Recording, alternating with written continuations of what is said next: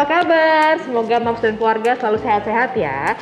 Masih bersama saya Febri Rizky Yahya dan juga narasumber kami Citra Anisha, MPSI psikolog anak dan remaja dari 3 generasi.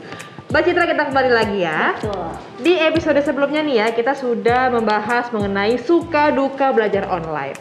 Salah satu tantangan yang banyak dialami parents adalah motivasi belajar si kecil yang menurun nih, baik ketika belajar online maupun offline. Nah, di episode kali ini ya Moms ya, kita akan membahas lebih lanjut mengenai cara meningkatkan motivasi belajar anak. Kita balik ngobrol-ngobrol lagi ya Mbak Citra ya. Mbak Citra, sebenarnya motivasi belajar itu apa sih? Pentingnya itu apa untuk potensi anak? Oke, jadi memang motivasi itu adalah usaha yang dikerahkan seseorang untuk mencapai suatu tujuan. Jika diibaratkan dengan mobil, motivasi adalah bensinnya. Jadi bayangkan kalau nggak ada bensin, tentunya mobil itu tidak bergerak. Nah, motivasi belajar inilah yang mendorong dan menggerakkan anak untuk maju walaupun menghadapi berbagai tantangan ketika belajar. Begitu, dan berdasarkan penelitian juga ditemukan bahwa ternyata motivasi belajar merupakan salah satu faktor yang paling penting untuk menentukan prestasi akademis si kecil di sekolah. Begitu, jadi sangat penting sekali motivasi belajar ini. Motivasi itu ada apa aja sih jenisnya? Ya, memang ada 2 jenis sebetulnya. Yang pertama adalah motivasi eksternal yang sumbernya itu berasal dari luar diri si kecil.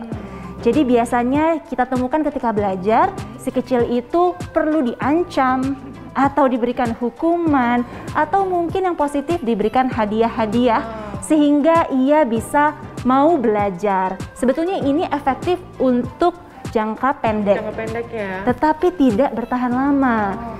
Itulah kenapa orang tua perlu fokus untuk menumbuhkan motivasi internal pada diri anak. Nah, berbeda nih Mbak Febri. Kalau motivasi internal itu sumbernya ada dalam diri si kecil.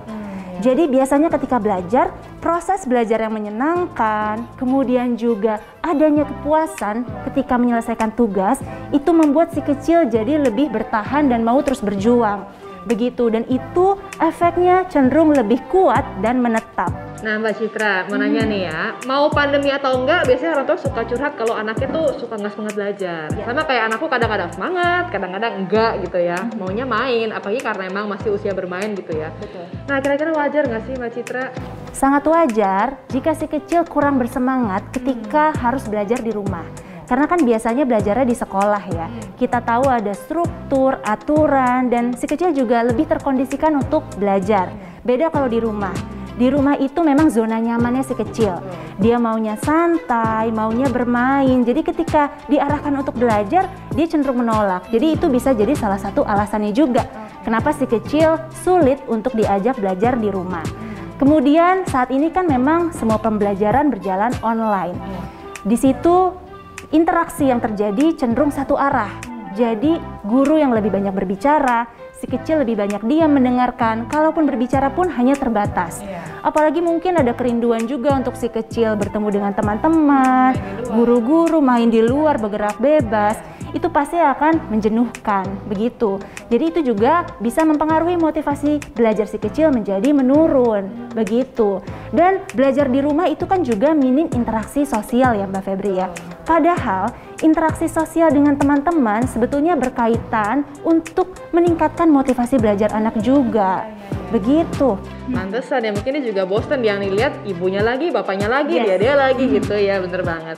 Nah Mbak Citra, apa sih tips yang bisa dilakukan oleh guru dan orang tua untuk meningkatkan motivasi belajar anak nih? Oke, sebetulnya ada beberapa yang bisa dilakukan. Pertama, orang tua juga perlu memberikan tantangan dan apresiasi yang positif terhadap usaha anak belajar. Tantangannya ini perlu disesuaikan.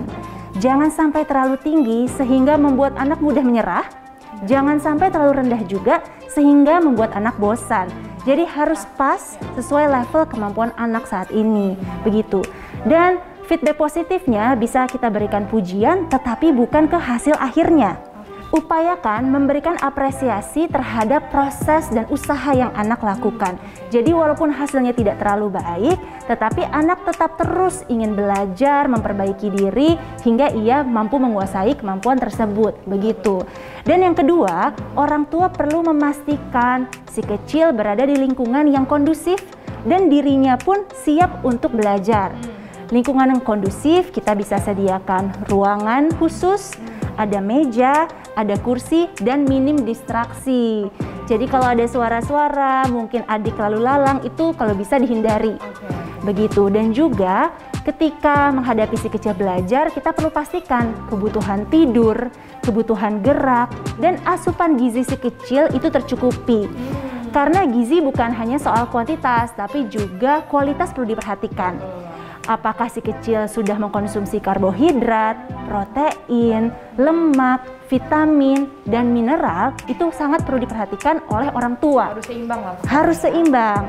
Dan orang tua juga perlu menyesuaikan ekspektasinya nih, begitu. Karena orang tua perlu memberikan lingkungan yang aman untuk si kecil berbuat salah. Kadang-kadang si kecil itu takut untuk berbuat salah karena tidak ingin mengecewakan hati orang tua. Nah, akhirnya dia jadi, aduh nggak mau salah, aku nggak berani lagi mencoba. Padahal berbuat kesalahan adalah proses dalam pembelajaran, begitu. Jadi memang orang tua pun perlu memberikan si kecil kesempatan untuk istirahat juga nih. Kalau dia lagi capek, lelah, betul nggak mood, maka oke, nggak apa-apa, ini saatnya boleh istirahat sebentar. Kemudian setelah waktunya cukup, balik lagi berusaha, begitu. Nah, berikutnya juga orang tua juga perlu memberikan aktivitas baru yang beragam. Jadi si kecil juga bisa menemukan hal-hal baru dan akhirnya lebih banyak dopamin keluar yang membuat dia lebih bersemangat dan termotivasi untuk belajar. Nah, yang terakhir, orang tua juga perlu belajar mengelola emosinya sendiri. Nah, ini yang terkadang menjadi sulit. Teori mudah, prakteknya sulit banget Mbak Citra. Soalnya kalau kita sendiri emosi ya, ibu kan apalagi sudah lelah gitu ya. Pas mau belajar sama anak, mau ngajarin anak, yang ada bukannya belajar malah berantem gitu. Malah berantem dan akhirnya anak memiliki pengalaman yang negatif. Akhirnya dia juga, aduh ya udah deh, nggak usah belajar daripada dimarahin. Lebih baik menghindari kegiatan belajar, begitu. Kadang-kadang nggak sabar gitu Mbak Citra, udah capek gitu kan ya. Itu wajar, makanya memang orang tua perlu belajar dulu sendiri, membuat dirinya tenang, mengendalikan emosinya, agar si kecil juga memiliki proses belajar yang menyenangkan. Oke, jadi Mbak Citra banyak banget tadi ya tips dan triknya. Jadi sebenarnya moms di rumah, motivasi belajar anak itu penting sekali karena menentukan seberapa keras usaha anak untuk mencapai tujuan, sehingga berkaitan dengan prestasi anak. Nah, asupan gizi yang berkualitas juga akan mempengaruhi kesiapan anak untuk belajar dan juga menentukan motivasinya, karena cerdasnya sepenting sehatnya. Jangan lupa ya moms, penuhi kebutuhan vitamin dan mineral anak ya. Orang tua dan guru juga perlu bekerja sama agar anak memiliki motivasi internal untuk belajar. Salah satunya adalah dengan menciptakan suasana belajar yang aman dan nyaman untuk anak. Oke moms semua di rumah, jangan lupa ya, saksikan episode kita selanjutnya, jangan kemana-mana karena kita masih akan bergabung lagi bersama moms semua di rumah. Saya Febri Rizky Yahya dan juga Citra Anisha.